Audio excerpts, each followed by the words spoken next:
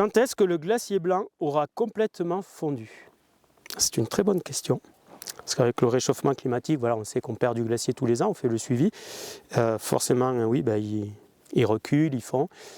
En termes de projection, ça va dépendre de pas mal de facteurs, même si pour les décennies à venir, c'est déjà joué.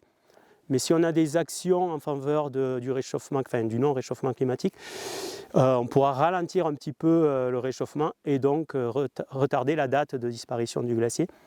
Donc c'est un peu compliqué de donner une date, parce que ça va dépendre de beaucoup de choses. Mais voilà, ce qu'on peut dire, c'est qu'un jour, il va disparaître, c'est sûr, et même il va laisser place à 2 lacs potentiellement, au niveau des écrins.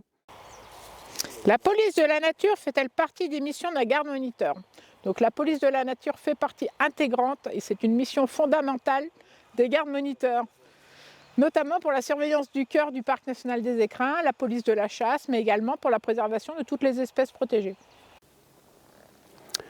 Alors, pourquoi voit-on? C'est voit-on ou pourquoi y a-t-il moins de chamois qu'avant? Parce qu'en termes de y a-t-il, je pense que nos effectifs sont plutôt stables. Et à ce compte-là, pourquoi on voit au moins? Il peut y avoir plusieurs facteurs sur le fait qu'on arrive à voir des chameaux ou pas.